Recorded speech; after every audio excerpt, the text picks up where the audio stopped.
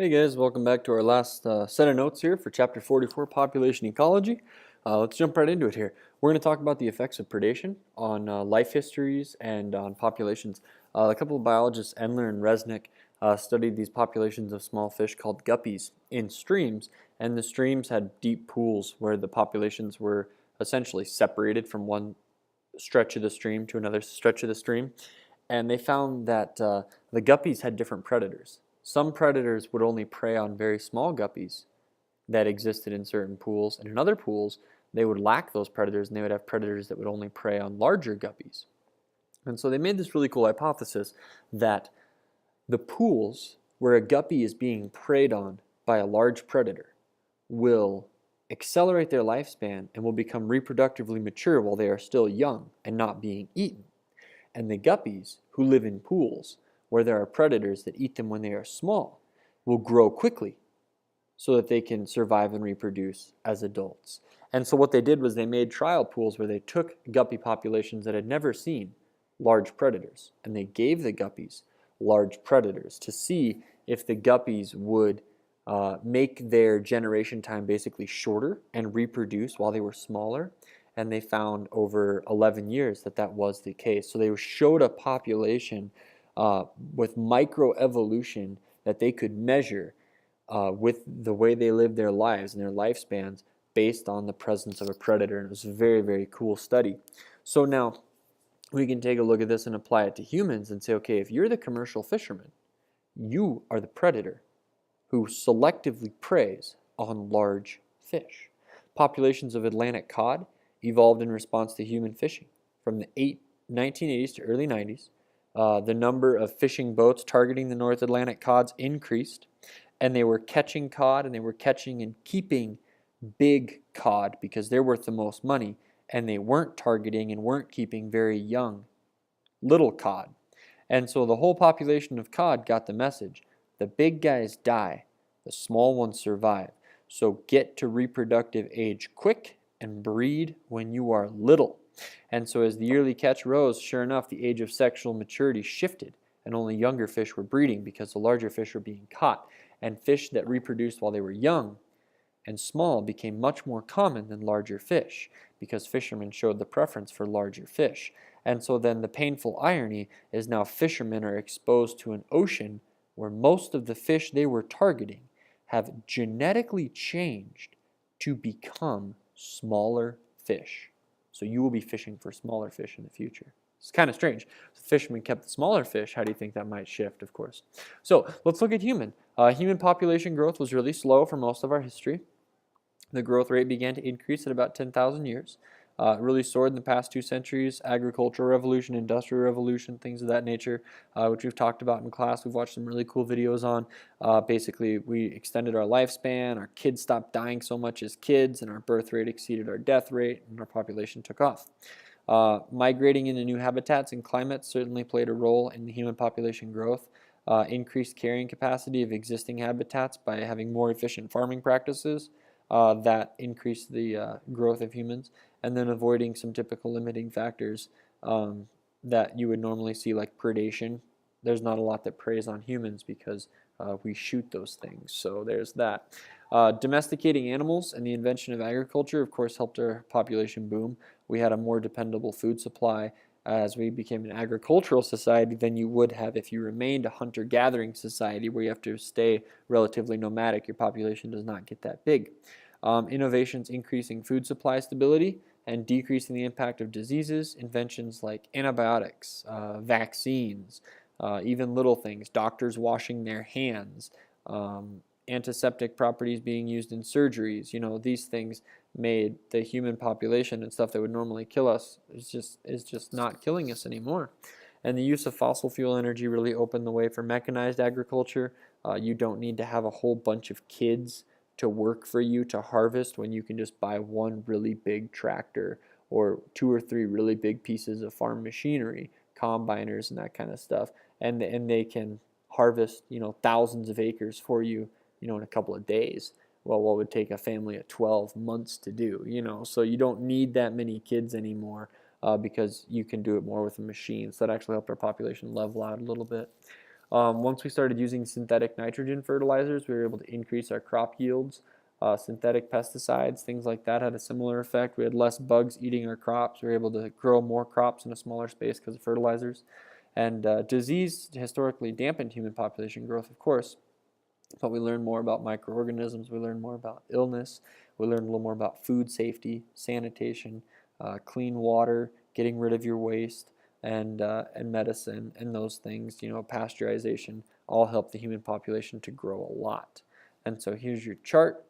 14,000 and years ago, we go for BC. We're counting down, of course, and then we get some agricultural societies starting up.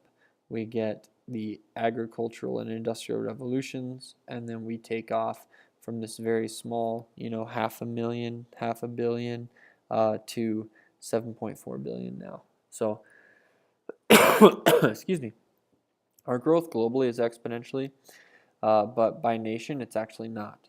As nations develop, they slow down and start to shrink. So, vaccines help prevent disease. Antibiotics are relatively recent. They're helping out as well. We shifted the survivorship curve, and I'll show you that on the next slide, by improving nutrition, sanitation, and medicine. We were able to decline those death rates quite a bit without an equivalent decline in the birth rates, and so that's what happened to the global population. We'll probably be at 9 billion by 2050 if we keep growing at this rate.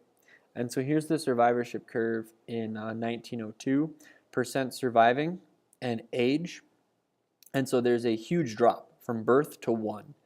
You're going to lose a lot of kids. A lot of kids die right away.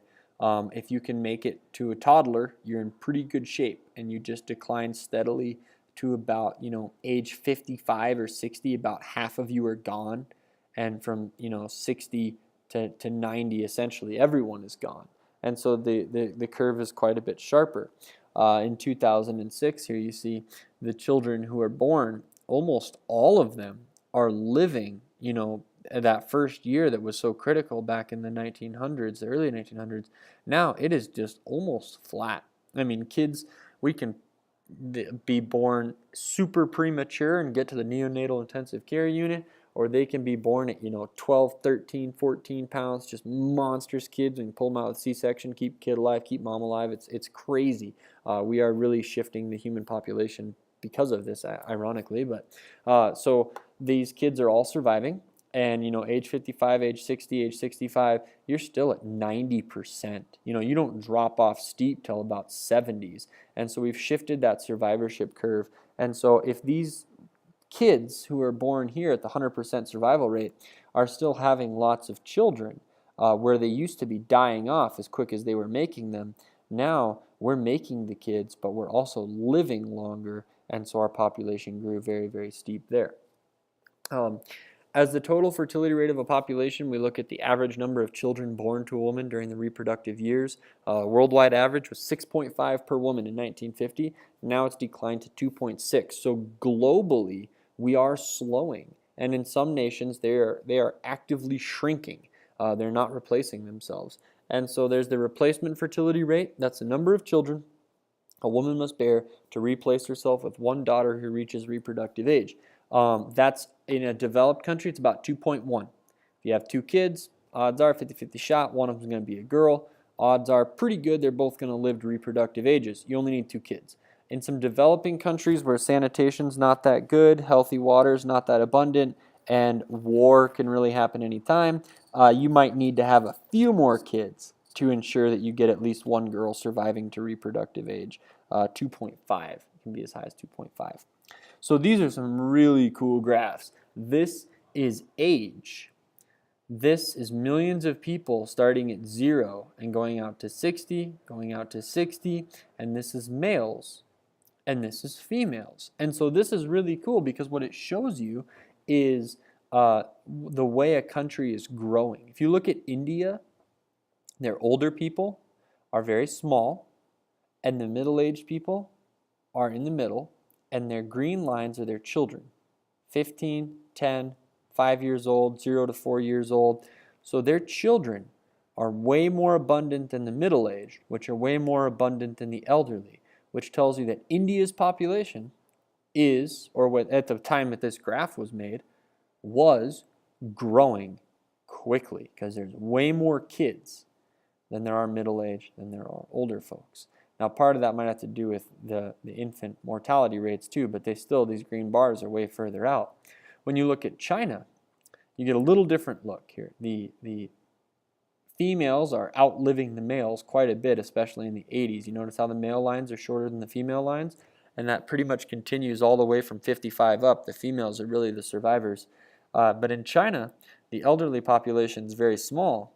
The middle-aged population is very large. But because they initiated this kind of, child limit, one child per family kind of thing a while back, you notice that the base of China's population pyramid is very small. They don't have as many children as they have middle-aged children. So their country is going to be shrinking in population. And that can be kind of, not so good too. So this one is growing, this one is shrinking, this one's holding steady. Here's your elderly. The females, again, drastically outliving the males in the United States, way outliving the males. The female bar is much longer. The middle-aged group and the young that are born to them are just about the same. We could go with a few more kids, but the older ones are going to go on and die. But this is your baby boomers right here. That's that line that's a little further out than it ought to be. But with the exception of the baby boomers, you could almost draw a straight line straight down. And that is a nation that is just supporting its own population. It's staying the same. And so there's your colors: pre-reproductive ages, reproductive ages, and post-reproductive ages. So most highly developed countries have the lowest fertility rates and the lowest infant mortality. Now, lowest fertility rates doesn't mean people are trying to get pregnant and can't get pregnant. Lowest fertility rates means we're having the fewest kids. Some of it is people can't get pregnant. Some of it is the choice. You don't need a dozen kids to run your farm. When you're in a developed country, you don't. You need 1 or 2 kids, throw them in your cool little SUV thing and get them iPads and spend the money on boats and houses, and you don't have the space of a farm anyway, so why have a dozen kids? And so developed countries have smaller numbers of children, and they have small numbers of infant mortality. Kids are surviving, like almost 100% of them. It's crazy. And we have the highest life expectancy in developed countries. They have the best access to medicine, clean water, rapid recovery from natural disasters, that kind of stuff. So the demographic transition model is what we were just looking at, and that shows how changes in populations growth and unfold in 4 stages of economic development. So there's stage 1, 2, 3, and 4. Stage 1 is the pre-industrial. So this is we grow enough food to feed ourselves, and that's about it. That's the pre-industrial stage where these folks are pounding wheat with the wooden block. This is the post-industrial where they're at the grocery store. So stage 1 is the pre-industrial stage. You have a very low population. The dotted line is births, and the white line is deaths. And so your births and deaths are just about the same, so you have a lot of kids. Now, as your country starts to develop and you transition into better agriculture and almost some working in shops, machine kind of stuff, your population size starts to grow because your death rate starts to decrease as you get access to the things we've talked about: better water, better facilities, better jobs. And your birth rates kind of hang out where they were. It takes a while for us to decide, like, hey, I don't think I need a family of a dozen kids, right? Because the birth rates are hanging out because the death rates are decreasing and we're not losing as many kids when they're young. Stage 3 is the industrial age. Good jobs are available, good economy, growing factories, growing agriculture, growing everything. Population continues to grow. The death rate is at an all-time low, and we start to see fewer births because people are having smaller families. Stage 4 is the post-industrial. Your population is still large, but it's going to start to level off, and then it's going to start to sink because the birth rate will dip down even lower as people just have 1 kid or 2 kids, and the death rate stays about the same. And a lot of European countries are in this stage right now where they are in a shrinking population. The United States has 2.1 births per couple. The United States is about right here. We're just hanging in there. We've got good industry, we got good agriculture, we're having fewer kids, we're barely replacing ourselves if you don't take in immigration and emigration into account. So there's your 4 steps. Hopefully that makes sense. Resource consumption. Per capita resource consumption rises with economic and industrial development.